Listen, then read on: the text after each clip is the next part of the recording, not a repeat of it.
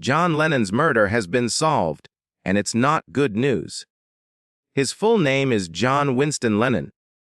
He was born in Liverpool, England, on October 9, 1940.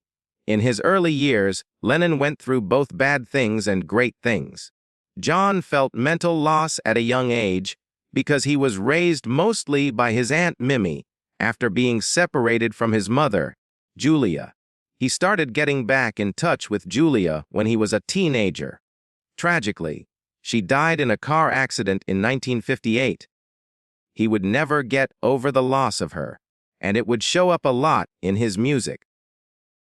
Even though his home life was unstable, John Lennon showed from a young age that he was rebellious and smart. These traits would later shape both his innovative music and his open personality. Around 1957, John Lennon put together a skiffle group called the Quarrymen. When Paul McCartney and George Harrison joined, the group changed its name to the Beatles. Finally, Ringo Starr joined the group in 1962. Lennon was one of the band's main songwriters and co-lead singers. The Beatles had huge success around the world, starting the British invasion and elevating pop music to a major art form. Many people think that his relationship with Paul McCartney as a songwriter was the most successful in history. Favorites like Help, All You Need Is Love, A Hard Day's Night, Come Together, and Strawberry Fields Forever. Lennon's words, which were funny, honest, surreal, and politically aware, pushed the limits of what rock music could say and do. Over the next few years, the Beatles had unmatched success, going from being a popular British rock band to a worldwide culture phenomenon. From 1963 to the late 1960s, they were the most famous band in the world. This period is often called Beatlemania, with hits like I Want to Hold Your Hand, She Loves You, A Hard Day's Night, and Help. They ruled the charts in both the UK and the US. Each record showed how their music had changed, going from simple love songs to complex pieces that didn't fit into any one genre. Not only did Pepper's Lonely Hearts Club Band reach their creative peak with Sgt. Pepper's Lonely Hearts Club, but rock music as a whole did too. They were famous for a lot more than just music. People saw the Beatles as the leaders of a culture revolution that mixed rebellion, youth, freedom, politics, and fashion. But when their longtime boss Brian Epstein died suddenly in 1967, it was a terrible blow that caused the group to slowly fall apart. Epstein was the glue that held the group's business and personalities together. He was often called the Fifth Beatle. After his sudden death from an accidental drug overdose, there was no one in the band who could take over as boss. Soon, things got worse, especially when it comes to creative control. Money matters, and the impact of other people. The cracks got bigger when John Lennon became more involved with avant-garde artist Yoko Ono, and Paul McCartney wanted his future father-in-law to run the group. There were also arguments about the band's new business direction under Apple Corp.'s. Four artists who used to be close became less close as they became more famous and had different goals for their own lives. In 1969, John Lennon made the important choice to leave the Beatles. But the news didn't get out right away. His friendship with Yoko Ono had become an important part of both his personal and professional life, and he started to look for a musical identity outside of the band. Lennon's last year with the Beatles was full of problems. There was clear tension during the Let It Be meetings. Abbey Road showed off the group's talent one last time, but it was clear that their time as a unit was coming to an end. In September 1969, Lennon told the band in secret that he was leaving, but it wasn't until April 1970 that Paul McCartney told everyone that the band had broken up. After he left, Lennon started a single career that was very personal and often political. When John Lennon's first solo record, John Lennon Plastic Ono Band, came out in 1970, it was a raw and emotionally intense work. Giving up the lush production style of the Beatles, the record showed Lennon at his most simple and open. In songs like Mother, Working Class Hero, and God, Lennon talked about his hard childhood, his disappointment with fame, and his rejection of religious and cultural organizations. The record was praised by critics for being honest and having a simple style. It was seen as a bold return to art. It showed the world a different Lennon, one who wasn't interested in making people happy or making the charts, but in finding himself and the truth. Around the middle of the 1970s, Lennon decided to stay out of the public eye. He called this time his house husband phase. John and Yoko gave birth to their son Sean Lennon in 1975. John decided to put his music career on hold to focus on being a dad, something he had missed a lot with his first son Julian. In their New York City apartment, Lennon cooked, read, and enjoyed a quieter life away from the spotlight. During this time, he also had personal problems, such as his well-known problems with drunkenness and acting in strange ways. Before his vacation, Lennon had what he later called his lost weekend. He was separated from Yoko Ono for 18 months and lived in Los Angeles, where he partied and drank a lot with other famous people like Harry Nilsson and Ringo Starr. Many bad things happened, including a famous ejection from the Troubadour Bar for acting in a noisy way. These events got a lot of attention and showed how badly Lennon was feeling as he tried to find balance in his life. After the Beatles, after a 5-year break, Lennon's long-awaited return to music with Double Fantasy, 1980, an album he made with Yoko Ono, was met with great excitement. The record was a celebration of their love, growing up, and being happy with their lives. It showed a refreshed Lennon with songs like Woman and Just Like Starting Over. It had themes of family, peace, and unity.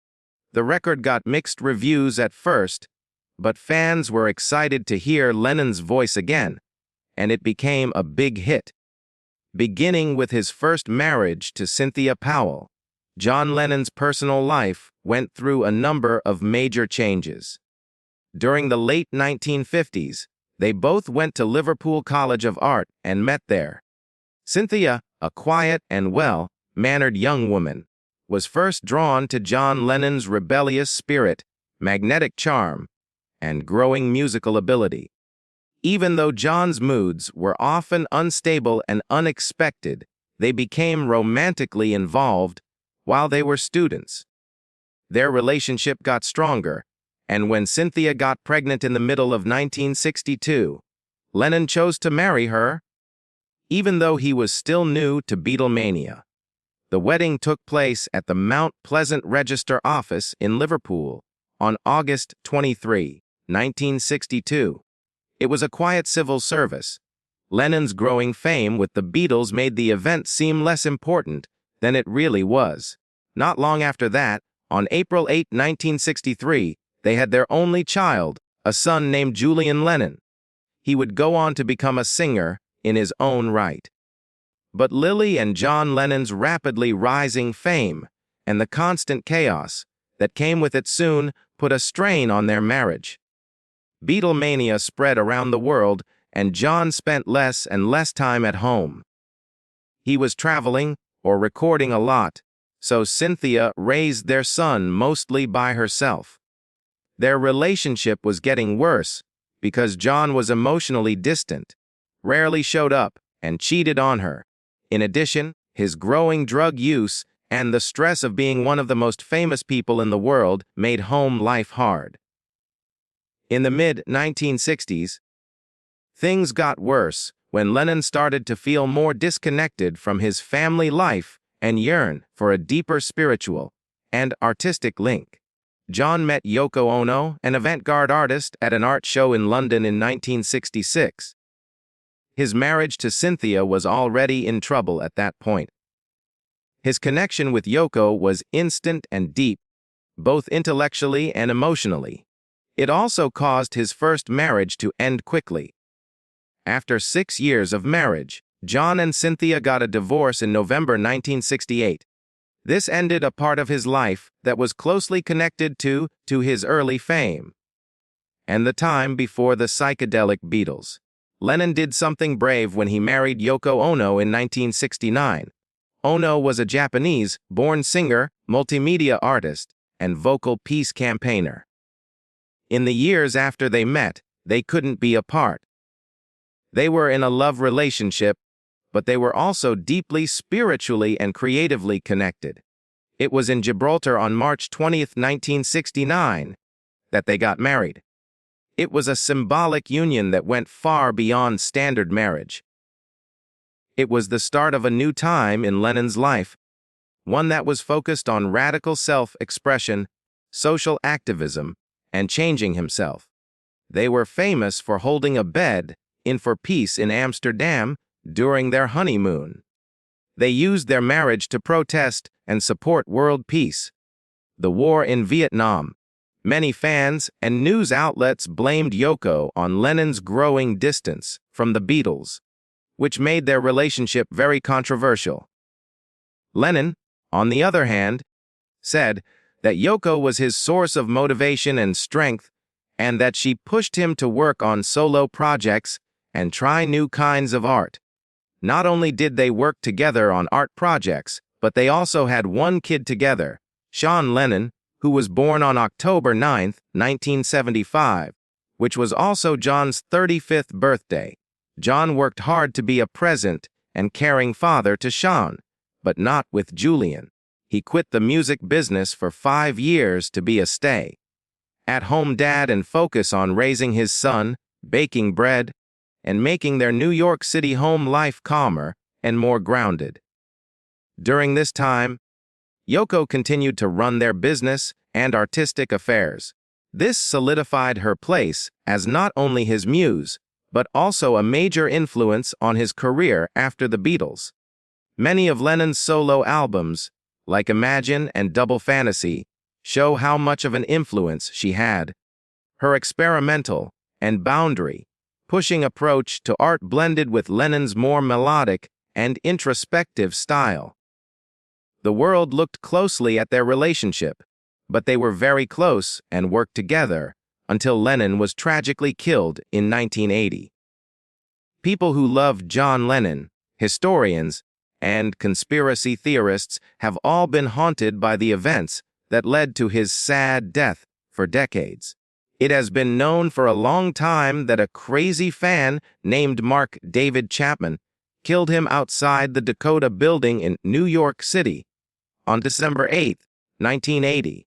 The full story of his murder, the questions of why and how it happened, and the bigger picture of the last few years of his life have been shrouded in confusion, conflicting stories, and painful guesswork. But newly found papers, interviews that were kept secret for a long time, and recordings that were hard to find may have finally solved the mystery. The truth is much darker than anyone had hoped. The new information doesn't just go over the terrible night that Lennon was killed. They go deep into a political and psychological underworld that makes you think about things like spying, manipulation, and whether John Lennon, who was once a peace symbol, became too dangerous for some powerful groups. There had been reports for years that Lennon was on an FBI watch list, and later declassified files proved this to be true. It became less clear what was going on when people close to Lennon started to talk about it. They said that his phone calls and public appearances had been listened to, and that his political activism, especially his opposition to the Vietnam War and support for radical groups, had made some of the most powerful people hate him. Was the killing of John Lennon just the work of a crazy person who wanted to be famous? Or was it part of a much bigger plan? New study makes it seem like Chapman may have been more than just a lone wolf, which makes this scary question more popular. Though he famously carried Catcher in the Rye and said it was his manifesto, his psychiatric history. The fact that he couldn't remember everything and the fact that he seemed so calm after the shooting have led to theories about psychological conditioning, with some pointing to possible links to intelligence programs like MKUltra. Even scarier are the things that can be learned from Lennon's last talks, especially the haunting claims he made in 1980 that he felt unsafe and watched. He was honest about how hard it was to be famous, how old friends had betrayed him, and how he felt like everyone around him wanted to silence him, not just artistically, but forever. In one of their last talks, Lennon said, "You don't know how close to the edge I've been, and how many times I've read it." Recently, a former security expert who worked for high-level intelligence agencies and later said they were sent to watch over famous people in the arts, published a memoir under a fake name. In it, he talked about Project Eclipse, a secret operation meant to stop public figures who were seen as subversive dangers. Even though he never said Lennon's name, the time, details, and goals sound a lot like things John Lennon did in the 1970s and early 1980s. If even some of this troubling story is true, then John Lennon's death was more tragic than just losing a great musician. It's a sad example of how institutions might try to shut down the opinions that are most critical of them. Give Peace a Chance was a song that John Lennon sang. He may have died for doing just that. The official record probably won't prove these suspicions for sure, but more and more proof makes us question what we thought we knew. It used to be thought that John Lennon's death was a sad, one-off event, but now it looks like it was caused by politics, fear, and power. And that web is getting clearer, which makes one thing clearer: the truth. Coming out after decades of being hidden is more than just disturbing. It's not good.